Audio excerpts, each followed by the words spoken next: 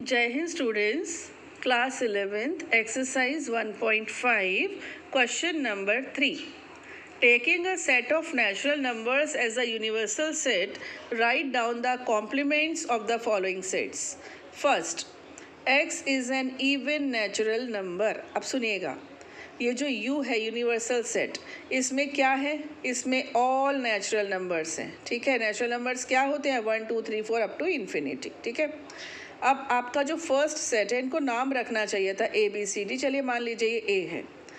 इसका ये सेट क्या है? x is an even natural number, यानी इस सेट में सभी इवन नेचुरल नंबर्स आ गए. आपको चाहिए इसका कॉम्प्लीमेंट. तो u सेट में कौन से बच गए जो इसमें नहीं आ पाए? ऑड वाले बच गए. इवन इसमें आ गए, है ना. तो ऑड नहीं आ पाए, तो इसके कॉम्प्लीमेंट में कौन से आ जाएंगे? सारे ऑड नंबर्स आ जाएंगे. यानी हम कैसे लिखेंगे?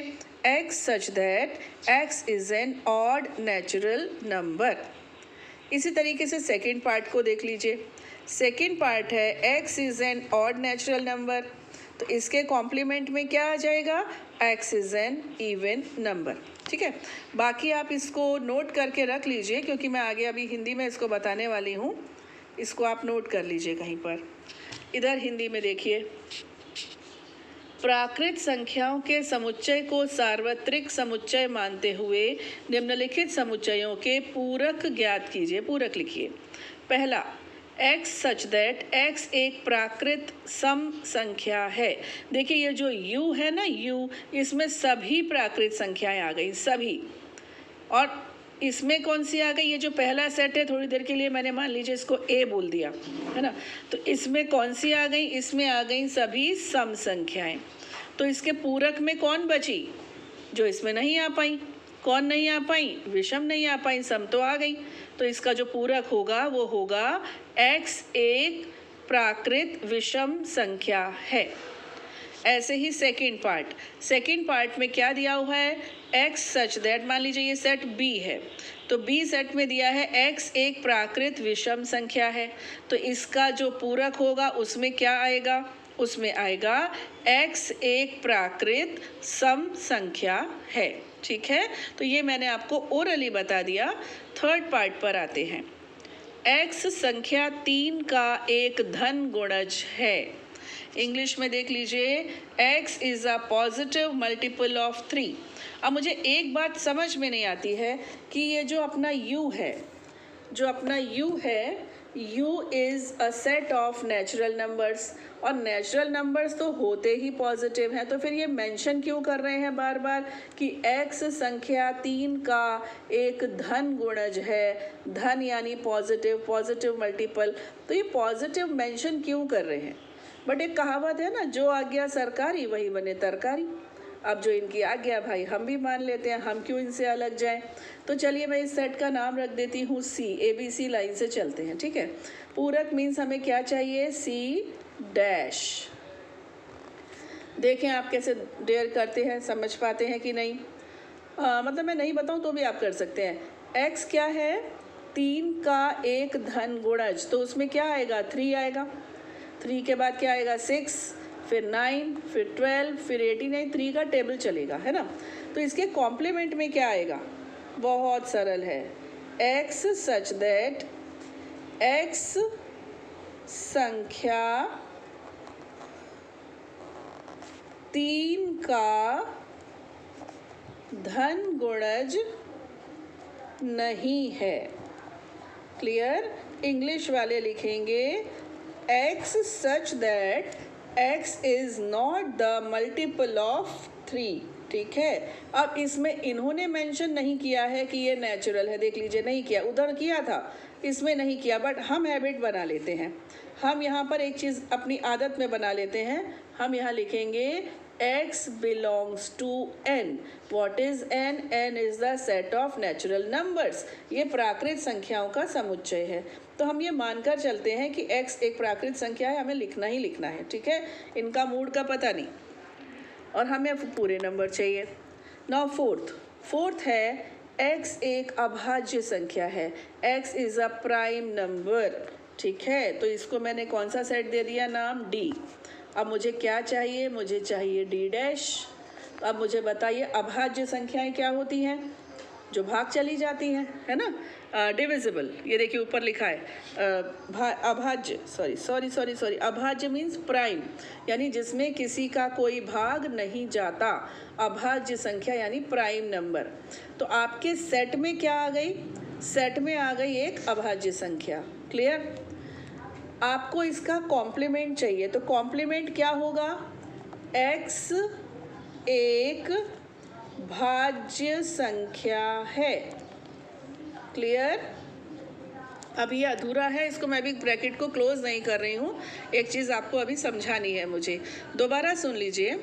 x एक अभाज्य संख्या है यानी प्राइम नंबर है, ये तो आपका सेट है D वाला। तो इसका कॉम्प्लीमेंट यानी पूरक क्या होगा?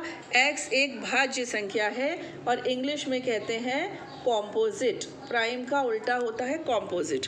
उसमें आ गए प्राइम नंबर्स, तो इसमें आ गए कॉम्पोजिट। अब मसला फंस रहा है 1 का। 1 का क्या करें?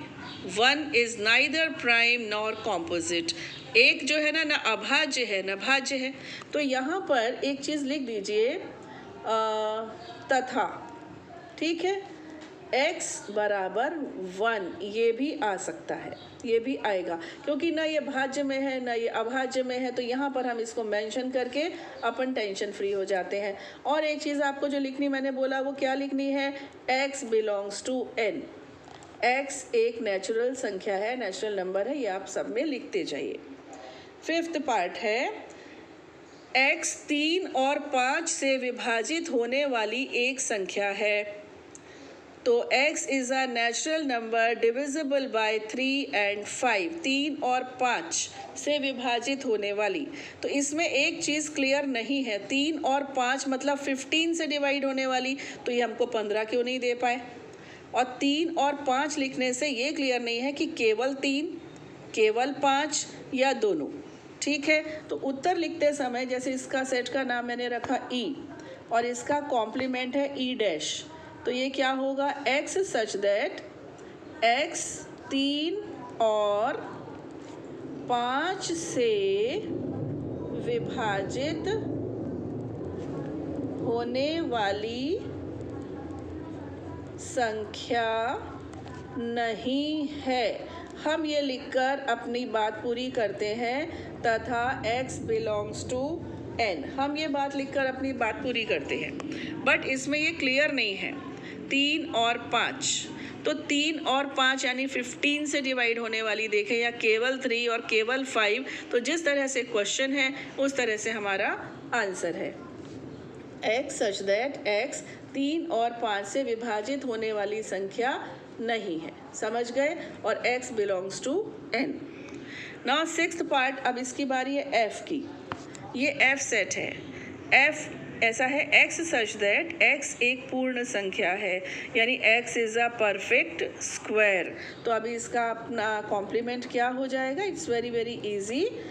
x सच दैट x एक पूर्ण वर्ग संख्या नहीं है तथा x belongs to n। Clear? English में भी लिख सकते हैं x is not a perfect square and x belongs to n। Similarly x एक पूर्ण घन संख्या है। पूर्ण घन संख्या यानी cube, it's a perfect cube. तो अब इसका जो कॉम्प्लीमेंट होगा f के बाद क्या आता है? g। तो ये हो गया g डैश। g डैश में क्या आ गया? x सच दैट x एक is not a perfect cube and x belongs to n। Clear? तो यहाँ पर हिंदी में लिखेंगे तो कैसे लिखेंगे? x सच दैट x एक घन पूर्णांक नहीं है। x एक घन पूर्णांक नहीं है। क्लियर? नाउ नेक्स्ट, अब ये देखिए थोड़े से डिफरेंट है। 8th, x such that x plus 5 is equal to 8। अब ये एक समीकरण है बेटा, इक्वेशन है ना। इसको हम सॉल्व करेंगे। g के बाद क्या अक्षर आता है? h। तो हमारा h सेट है। h सेट के लिए थोड़ा सा हम रफ वर्क करेंगे। तो x plus 5 is equal to 8, तो x is equal to 8 minus 5 that means 3, x is equal to ये क्या आ गया 3। मतलब ये जो h सेट है ना, h सेट, इसमें केवल 3 तो है। देखो x plus 5 is equal to 8, यानी इस h सेट में केवल एक एलिमेंट है, ओनली वन, और वो क्या है, वो है 3। तो इसके h डैश में क्या होगा बताओ, सारे नंबर होंगे, बस 3 नहीं होगा, है कि नहीं, समझे आप। पूरे पूरे पूरे नेचुरल नंबर्स होंगे, सभी प्राकृत संख्याएं होंगी, बस केवल 3 नहीं होगा। तो लिखने के अलग अलग तरीके हो सकते हैं, मैंने कुछ बताया, आपके माइंड में कुछ आया, आपने किसी और से पूछा, उन्होंने कुछ बताया, तो सभी करेक्ट होते हैं, है ना। ये तो अपना अपना वे ऑफ एक्सप्रेसिंग है। तो ये हो जाएगा x बिलोंग्स टू n, मतलब x सच दैट x एक प्राकृत संख्या है, कॉमा x 3 नहीं है। समझ गए, प्राकृत है, कुछ भी हो सकती है, बस 3 नहीं है। Got it. इसी प्रकार नेक्स्ट है ये question, 2x plus 5 is equal to 9, 2x plus 5 is equal to 9, ये आपको दिया है, तो इसमें आप सॉल्व कर लेंगे अपने मन में, कितना आ जाएगा, x इज इक्वल टू 4/2 आएगा ना बेटा। तो x इज इक्वल टू कितना आ गया 2, देख लीजिए ना, 5 इधर गया, 9 माइनस 5 से आया 4, 4/2 से आया 2, यानी इसमें क्या है, इसमें है केवल 2, इस सेट में केवल 2 है, इस सेट में केवल 3 था। तो सिमिलर आंसर है इसका, ये h है तो ये I, इंग्लिश ना भूल जाऊँ मैं मैथ्स पढ़ाते पढ़ाते, h के बाद क्या आएगा I, तो इसका कॉम्प्लीमेंट I डैश में क्या हो जाएगा, x such that x is a natural number but it is not equal to 2. Any problem? No. I know. Now 10th, I के बाद क्या आता है J, ये आपका सेट हो गया J, और मुझे चाहिए J कॉम्प्लीमेंट। तो पहले मैं J को स्टडी कर लूँ। इस J सेट में क्या है, सारे एलिमेंट्स हैं जो 7 से बड़े और बराबर हैं, यानी 7 भी है इसमें J में। J सेट है 7, 8, 9, 10 अप टू इन्फिनिटी। तो हमें क्या चाहिए, हमें चाहिए J डैश, यानी U के वो एलिमेंट्स जो J में अभी तक नहीं आ पाए। तो कौन से नहीं आ पाए, 1 नहीं आया, 2 नहीं आया, 3, 4, 5 एंड 6, ये एलिमेंट्स J में नहीं है। 7 और 7 से बड़े सारे एलिमेंट्स हैं, तो इसके कॉम्प्लीमेंट में आएंगे 1, 2, 3, 4, 5 एंड 6। गॉट इट और नॉट, अभी कैसे बताओगे मुझे आप कमेंट बॉक्स में बता सकते हो, ठीक है ना। 11th, J के बाद क्या आता है K, ये सेट हो गया K। Now we have to find K dash, that is complement of K, यानी हमें K का पूरक बताना है। नाउ अब बड़ी देर बाद इनको याद आई है नेचुरल लिखने की, हाँ लेकिन यहाँ ज़रूरत है इसलिए ऑब्वियसली, ठीक है। तो x सच दैट x एक प्राकृत संख्या है और 2x प्लस 1 बड़ा है 10 से। मैंने आपसे कहा इसको सॉल्व कर लेना चाहिए। तो 2x प्लस 1 बड़ा है 10 से, यानी कि 2x बड़ा है 9 से, और x किससे बड़ा है, 9/2 कितना होता है, 4.5। यानी ये जो मेरा सेट है, सुनना बेटा ध्यान से, ये जो मेरा सेट है ना K, इसमें क्या है, इसमें वो सारे नेचुरल नंबर्स हैं जो 4.5 से बड़े हैं, यानी इसमें 5 है, इसमें 6 है, इसमें 7 है, अनंत तक है। क्लियर। इस सेट K में क्या है, इस सेट K में 9/2 से बड़ा x है, यानी कि 4.5 से बड़ा है और नेचुरल है। तो 4.5 से बड़ा पहला नेचुरल नंबर है 5, तो इसमें 5 है, इसमें 6 है, इसमें 7 है, सब कुछ है। तो क्या नहीं है, इसमें 1, 2, 3, 4 नहीं है, तो वो कहाँ आ जाएगा, वो इसके कॉम्प्लीमेंट में आ जाएगा। तो आप इसको सेट बिल्डर फॉर्म में लिख दो, रोस्टर फॉर्म में, टेबुलर फॉर्म होती है ना ये सारणिक रूप, इसमें लिख दो 1, 2, 3, 4। और नहीं तो आप ऐसे भी लिख सकते हो, जैसे कि अभी तक एक सिस्टम चल रहा है वैसे ही लिख सकते हैं। x such that x belongs to n और x is less than 4.5, इनकी भाषा में इनको जवाब दे दिया। 4.5 से छोटा नेचुरल नंबर इस सेट में है, अदरवाइज 1 2 3 4 तो इसका करेक्ट आंसर है ही। Clear? Now come to the question number 4। Question number 4, u is given 1 2 3 4 5 6 7 8 9, दिख रहा है आपको? हाँ जी दिख रहा है। a क्या है? 2 4 6 8, b क्या है? 2 3 5 7। Verify the following. देखिए आपसे मैंने कहा था डी मॉर्गन्स लॉ, याद आया आपको? ये डी मॉर्गन्स लॉ है। अब जो हमें प्रैक्टिकली प्रूव करना है, मैंने उस समय आपसे कहा था कि क्वेश्चन आएगा तो हम आपको एक्सप्लेन करेंगे। तो हेयर इज़ द क्वेश्चन। ठीक है बच्चे? नो, अब मैंने इसको नोट कर लिया है। ये रहा आपका u, a है और b है। डी मॉर्गन्स लॉ मैं यहाँ पे रफ में लिख लूँ पहले, क्योंकि थोड़ी स्पेस मुझे कम लग रही है जो मैंने यहाँ छोड़ दी इसके लिए। a यूनियन b का complement is equal to a complement intersection b complement, ये फर्स्ट है। सेकंड क्या है? सेकंड है a intersection b dash is equal to a dash union b dash. ये बेटा आपको याद होगा, ये डी मॉर्गन्स लॉ के दो रूल्स हैं। ठीक है, दो लॉ हैं। तो इनको मैं 1 बाय 1, आपको दिख रहा है ये मैं 1 बाय 1 एक्सप्लेन करने वाली हूँ। तो मुझे इसमें किस किस चीज़ की ज़रूरत पड़ेगी? मुझे एक तो a यूनियन b चाहिए, एक a डैश चाहिए, एक b डैश चाहिए और एक a इंटरसेक्शन b चाहिए। तो ये चार चीज़ें मुझे पहले चाहिए, तो मैं इनको निकाल कर रख लेती हूँ। ये रहा सवाल मेरा। सबसे पहले देखते हैं a dash. a dash means u के वो एलिमेंट्स जो a में नहीं है। 2 4 6 8 को हटा दो बस।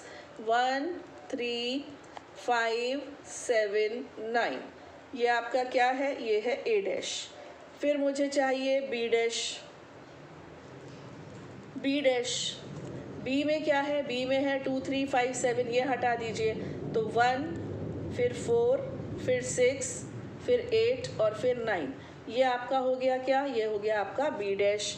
अब मुझे क्या चाहिए? मुझे चाहिए a union b। Do you remember what is a union b? Yes, a union b में a के सारे एलिमेंट्स आते हैं और b के भी सारे एलिमेंट्स आते हैं, बस जो रिपीट होते हैं वो एक बार आते हैं। तो a के सारे एलिमेंट्स मैंने लिख लिए 2 4 6 एंड 8। अब 2 आ चुका है तो 3 आएगा, 5 नहीं आया तो वो भी आएगा और 7 नहीं आया तो वो भी आएगा। लीजिए ये मेरा a यूनियन b भी रेडी हो गया। लास्ट मुझे चाहिए वो है a इंटरसेक्शन b। अब a इंटरसेक्शन b यानी इन दोनों में कॉमन, 2 कॉमन दिख रहा है बस मुझे, तो देखिए a और b में बस केवल एक ही एलिमेंट कॉमन है 2, तो ये मैंने लिख लिया a इंटरसेक्शन b 2। अब मैं फर्स्ट पार्ट करने जा रही हूँ और फर्स्ट पार्ट की LHS। मेरी बात हमेशा याद रखना बेटा, verify, prove that, show that, उसमें आपको पहले LHS फिर RHS अलग अलग सेपरेटली सॉल्व करनी चाहिए और एंड में लिखना चाहिए since LHS is equal to RHS, hence verified, hence showed और हैंस प्रूव्ड, जो भी आपसे कहा जाता है। Clear? This is the exact procedure. Now first part है a यूनियन b डैश, तो LHS मैं यहाँ लिख रही हूँ a union b dash. Got it? तो a यूनियन b क्या है? सेट। मैं लिख लूँ पहले, a यूनियन b सेट है 2 4 6 8 3 5 7, 2 4 6 8 3 5 7 का डैश। ठीक है, a यूनियन b सेट मैंने लिख दिया और इसका लेना है मुझे डैश, मतलब u के वो एलिमेंट्स जो a यूनियन b में नहीं आ पाए। तो 1 नहीं आ पाया, देखिए 1 नहीं आया है ना, 2 आया, 3 आया, 4 आया, 5 6 7 8 9, बस 1 और 9, केवल ये दो नहीं आ पाए। तो ये लेफ्ट हैंड साइड को मैंने सिंप्लीफाई किया तो कितना मिला मुझे? एक सेट मिला जिसमें केवल 1 और 9 है।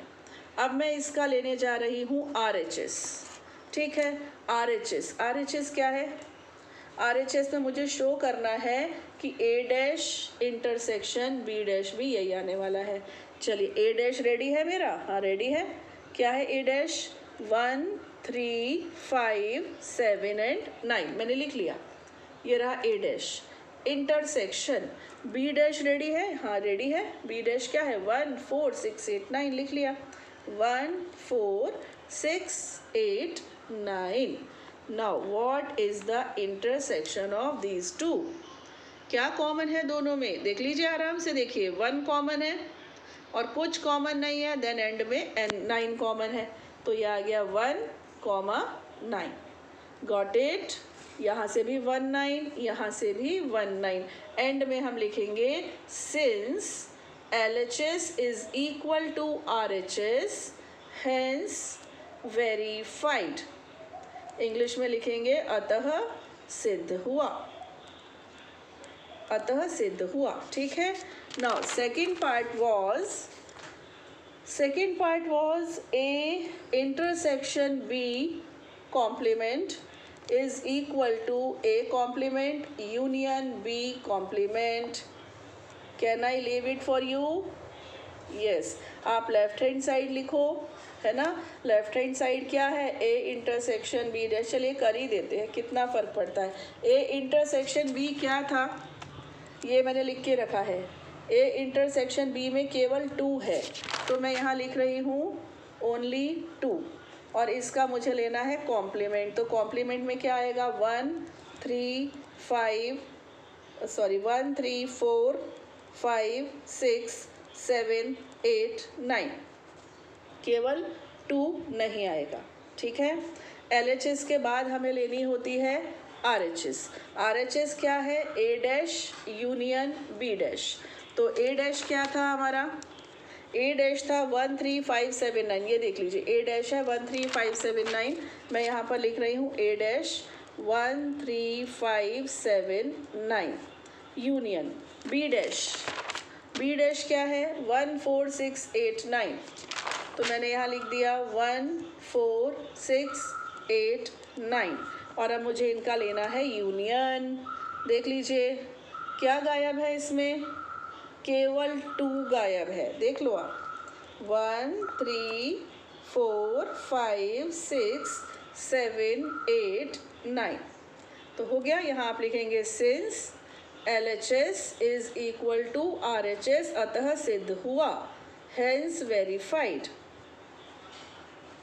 तो ये आपका क्वेश्चन नंबर 4 भी कंप्लीट हो गया। अब हम क्वेश्चन नंबर 5 अपने नेक्स्ट वीडियो में स्टार्ट करेंगे। तब तक के लिए जय हिंद।